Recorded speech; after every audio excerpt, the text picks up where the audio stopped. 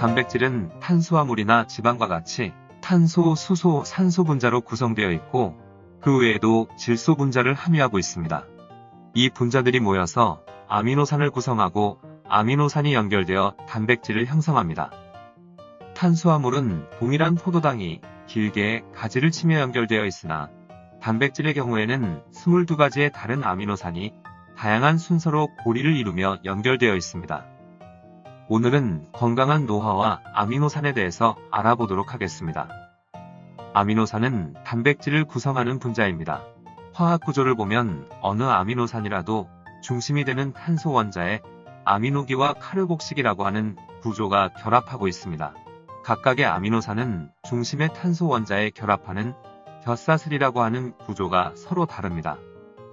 아미노산끼리는 아미노기와 카르복식의 부분으로 결합하고 이 결합은 펩티드 결합이라고 불리고 있습니다. 2개 이상의 아미노산이 연결된 것은 펩티드, 그리고 약 10개 이상의 아미노산이 연결된 것은 폴리펩티드라 불립니다. 현대 과학자들은 이러한 아미노산이 원시 지구의 바닷속에서 화학 진화에 의해 등장했다고 생각하고 있습니다. 동물이 체내에서는 합성하지 못하고 음식물로서 섭취해야만 하는 아미노산을 필수아미노산이라고 합니다. 하지만 동물의 종류에 따라 필수아미노산의 종류는 차이가 있습니다. 필수아미노산은 사람의 경우 유신, 이소류신, 리신, 메티오닌, 페니랄라닌, 트레오닌, 트립토판, 발린에 8종류가 있습니다. 그렇다고 그 외의 아미노산이 중요하지 않다는 의미가 아닙니다. 어쩌면 다른 아미노산이 필수 아미노산보다 훨씬 더 중요할 수도 있습니다. 어쨌든 우리 몸이 단백질을 합성하기 위해서는 22가지의 아미노산이 동시에 필요합니다. 아미노산은 노화로 인한 근육량 손실을 해결하는 데 중요합니다. 나이가 들어감에 따라 골격근 질량이 감소하기 시작합니다.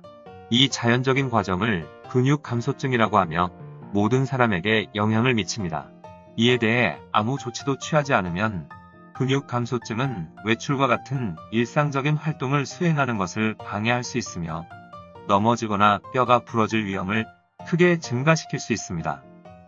근육 감소증을 예방하고 치료하기 위해서는 충분한 단백질의 섭취와 올바른 운동이 중요합니다. 최근 연구에 따르면 아미노산 섭취와 근육량 및 근력 증가에 따른 운동 사이의 명확한 연관성이 발견되었습니다.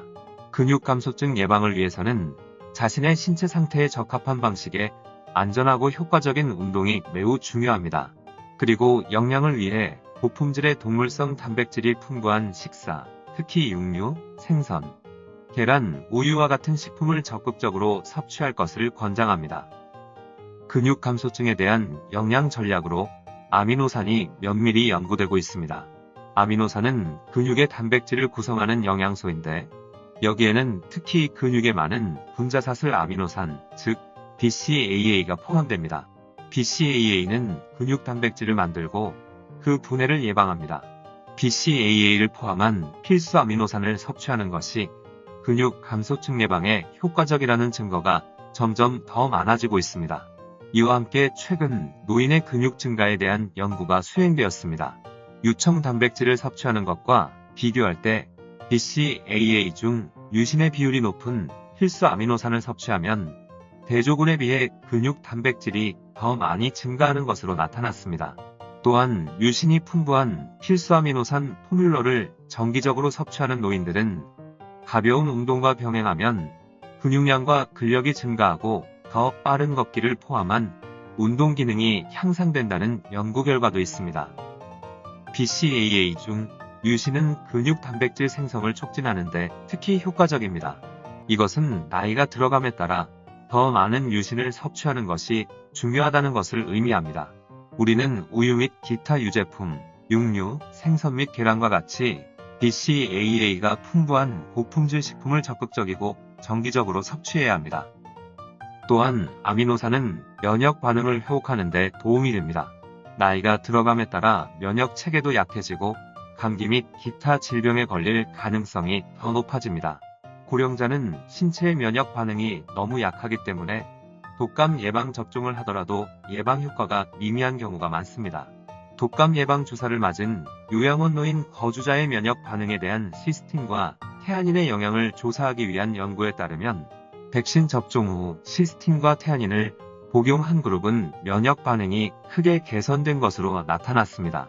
이러한 결과는 노화로 인해 약화된 면역 반응이 아미노산 섭취로 회복될 수 있음을 나타냅니다.